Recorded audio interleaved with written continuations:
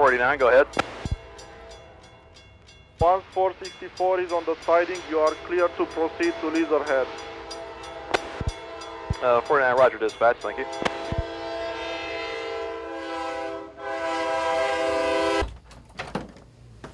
One of our big excuses to our wives is, at least you know where we are.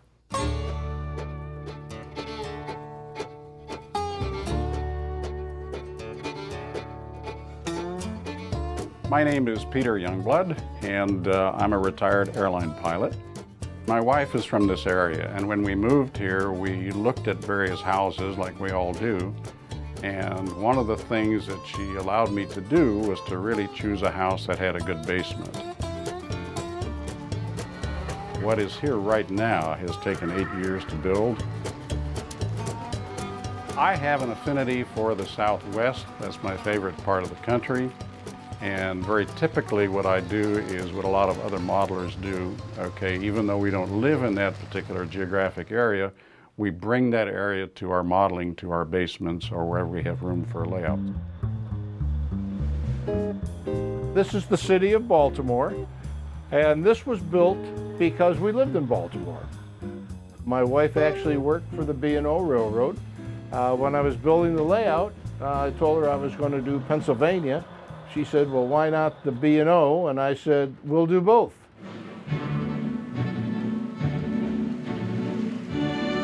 This scene tries to represent the area where my wife and I grew up. It's 20 miles from London. Always was fascinated with trains and model railroads, and when I retired, my wife and I talked about what I was going to do, and I couldn't play golf 3 or 4 times a week, any more than 3 or 4 times a week, and so I said, I'm going to get a hobby, and I think I'm going to try and go into model railroading. It sounds fascinating. West Byfleet Station is right here. I grew up about a mile from West Byfleet, and my wife grew up about a mile from Brookwood Station, which is right here. You have a very English farm. You have a lot of pubs. This particular pub right here is where my wife and I, when we were courting, we used to go to this pub called the Anchor Inn. It's just a few miles from where both of us live, and it's a very romantic place for us, and it's a very beautiful place. When I was a kid, every kid wanted a train set, and every kid got a train set. My name is Brian Glock, and I'm a retired police officer from Nassau County, New York. It's the Sugar Valley and Sweetwater Railroad. 2 fictitious names and places. Supposedly in western North Carolina and eastern Tennessee. That's kind of the topography that I tried to capture.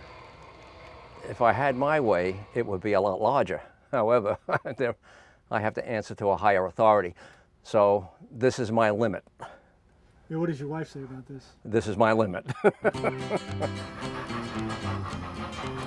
It does take a lot of time. To build a layout is almost a full-time job, and as big as mine is, to keep it running is another full-time job. My name is Jim Hoffman. I'm a retired physician that practiced at Emory University for 30-plus years. This layout is Colorado and northern New Mexico. It's close to 1,000 square feet. Well, I finished this part of the basement, and then we wanted to add more, and I had a concrete slab out back under a deck, and so I had that enclosed, and so the railroad didn't expand it out there. I can run through the whole layout, and if I do it at scale speed, it takes 35 to 40 minutes to cover the whole layout. There's a Piedmont division of the NMRA, which is the national organization called the National Model Railroad Association. And we are one of the many divisions in that association. Once a year, we have a large event called the Piedmont Pilgrimage. During that time, you can visit in the Atlanta area roughly 90-some layouts, and anyone can come. You don't have to be a member of any club, and it's free. I've had anywhere between 45 and 125 show up in an afternoon. And they like to ask questions, how you did this, and it's fun talking to them. We all basically start with a design concept. This room is my new layout. I've been working on it for just over a year now. This is a double-deck layout. This is actually just 2 levels. and it will be a railroad in Wyoming. It'll be a complete opposite to the one that I have in the other room, which is what I really like. I enjoy laying out the plans and then building it. A lot of the things on this particular layout I built from scratch.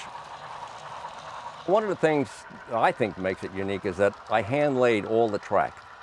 I made a template for the ties, put the ties in, kept my wife busy also because she put the tape on them and I put them in, and then they were hanging all over the house. I had strips of ties, and then I would take them and put them down on my roadbed and then spike rail on it. This took a lot of effort, a lot of time. I think I get more satisfaction out of it. Once we've done all of that and we've wired it up and we're sure that it's working, then we can actually begin the scenic process.